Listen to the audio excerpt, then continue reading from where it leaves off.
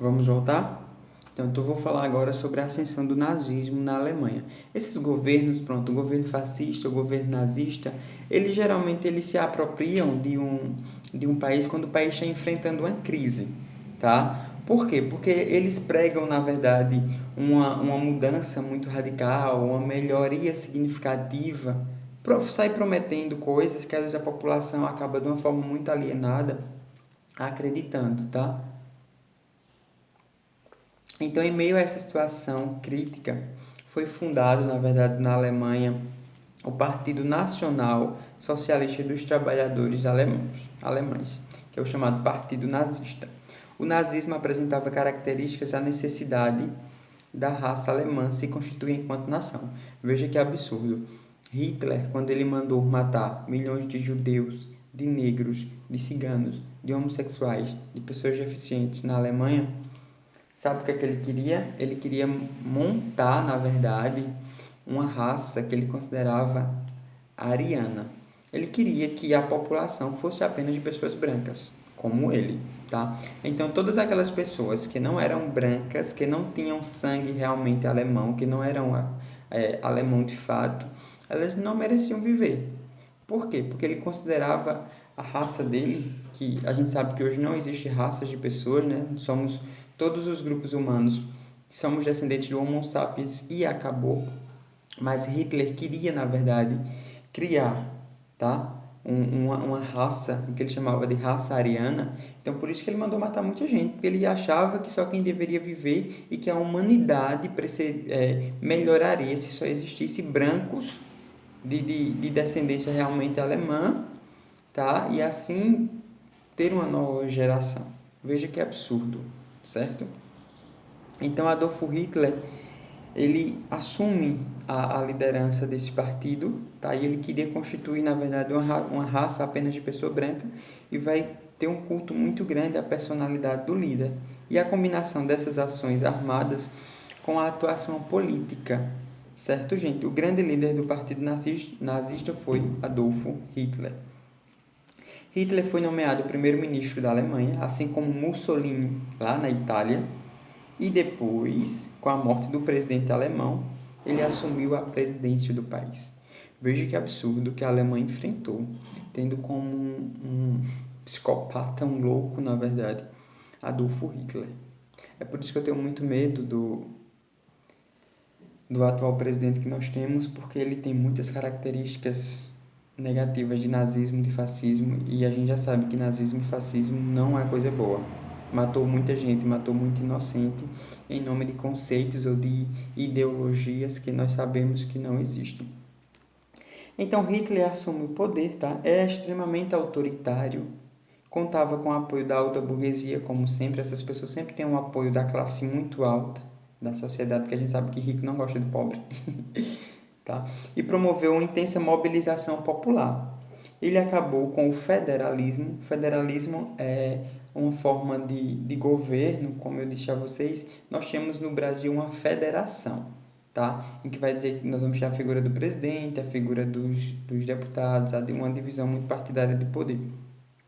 Centralizou o poder nas mãos dele e adquiriu poderes de ditador, ou seja, Hitler era como se tudo, ele comandasse tudo, tá? Então ele poderia fazer e desfazer e pronto. Por quê? Porque todos os poderes estavam concentrados na mão dele.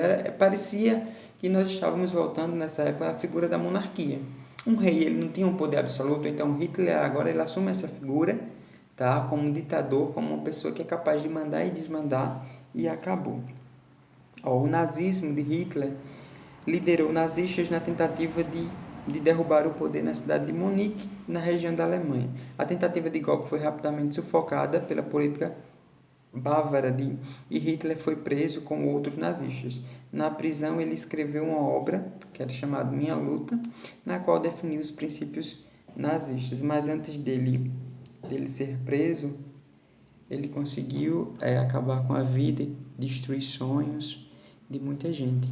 Imagine, nós que somos católicos. Surge aí um governo com ideais que é totalmente contrário aos povos católicos. Então, manda matar todo mundo que é católico. Foi isso que ele fez. Quando ele assumiu o poder, ele não gostava de judeus. Então ele mandou matar todos os judeus. Minha gente, foi muita gente, milhares de pessoas foram mortas. Não só judeus, como eu disse a vocês, os negros, porque ele não gostava de negro. Ele mandou matar pessoas deficientes, ele mandou matar os ciganos, ele mandou matar homossexuais. Que absurdo, tá? Estudem, por favor, esse assunto com muito cuidado. Então, eu vou continuar a falar um pouquinho agora a vocês sobre a psicanálise, tá? A psicanálise, ela foi vamos dizer assim, um estudo, né, desenvolvido por Sigmund Freud. Se vocês já devem ter dito isso, quando a gente determinada coisa que a gente não consegue explicar, a gente diz, só Freud explica. Já ouviram essa afirmação, né? Freud, na verdade, era um psicanalista, tá? Ele buscou, na verdade, uma compreensão, estudar o nosso consciente. E aí ele começa a descobrir que nós temos várias divisões entre consciente e inconsciente, certo? Freud fundamentou a sua teoria sobre níveis de consciência. E ele começa a estudar, na verdade, a mente humana. Certo, gente? Em linhas gerais, a teoria de Freud, chamada de psicanálise, a mente humana é dividida em 3 níveis, segundo ele. O consciente, o pré-consciente e o inconsciente. O consciente é a razão. É apenas uma parte da mente e não explica todos os comportamentos. O nível pré-consciente é aquele que oscila entre a consciência e a inconsciência, podendo ser acessado pelo indivíduo se for da sua vontade. E o inconsciente, no entanto, engloba a maior parte do psiquismo humano e contém elementos intoleráveis à consciência que são para ele reprimidos. Freud percebeu que esses elementos reprimidos podem ser acessados por meio de uma análise dos sonhos ou pela técnica de livre associação. Freud contribuiu principalmente para as teorias de psicólogos e psicanalistas, psiquiatras também.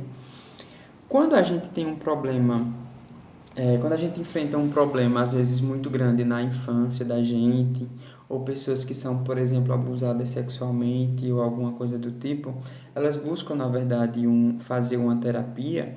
Por quê? Porque o psicólogo, o psiquiatra, ele, através dos seus estudos e através das sessões, eles vão acessar, né, o que está no nosso subconsciente para tentar tirar aquele peso que a nossa consciência carrega, para que a gente consiga buscar viver de uma forma muito normal. Eu sou doido para fazer terapia. Depois eu vou fazer. Dizem que é muito bom fazer terapia porque a gente desafoga um pouco o peso da nossa mente. Freud produziu uma obra muito extensa e influenciou muitas gerações de psicólogos e psiquiatras. Tá, gente? Então, a psicanálise, sempre que vocês ouvirem psicanálise, já lembrem logo de Freud. E a psicanálise nada mais é do que esses estudos do consciente, o pré-consciente e o inconsciente.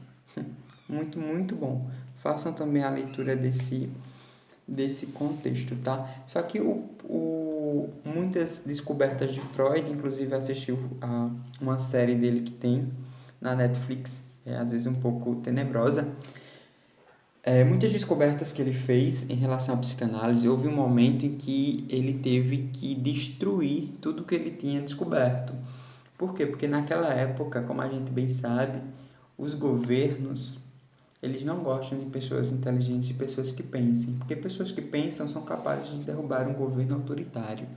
Então, as ideias de Freud, eles eram muito contrárias a governos, a religião. Então, o primeiro livro que ele escreveu, ele teve que queimar tudo. Depois, é lógico que ele retoma, na verdade, os seus ensinamentos. Por fim, eu vou falar a vocês sobre a influência da psicanálise na arte europeia. Essa visão que Freud traz de consciente, de inconsciente, de coisas que estão guardadas no nosso cérebro, que às vezes a gente não consegue acessar, ela acabou influenciando pintores e outros artistas, tá? Então, houve o que chamamos de surrealismo. Surrealismo é considerado a última vanguarda europeia. São pintores que realmente começaram a fazer as suas telas buscando uma maior reflexão. Quando vocês puderem perceber, há coisas que a gente não vê, tem quadros que a gente olha que a gente não entende nada, né? Então, esses quadros que buscam, na verdade, uma investigação, um olhar mais aprofundado da gente, teve muita influência da psicanálise. Por quê? Porque trata de consciente, de inconsciente, coisas que só o nosso cérebro são capazes de assimilar. Então, enquanto lá na Europa estava vivendo o surrealismo influenciado pela psicanálise de Freud, aqui no Brasil nós estávamos vivendo também essa influência na chamada arte moderna. Então nós tivemos grandes artistas como Tarsila do Amaral, Oswald de Andrade, Mário de Andrade e tantos outros que, por conta dessas influências do surrealismo, que o surrealismo teve influência da psicanálise de Freud, começaram a fazer pinturas, quadros, tá? Perdão. Como forma, na verdade, de ilustrar. Porque a arte, ela tem essa característica de fazer com que a gente reflita sobre determinadas questões. É como, por exemplo, a música, tá? Não sei se vocês gostam de música, eu particularmente gosto. Gosto muito de ouvir as músicas MPB, né? Que é o que eu mais gosto.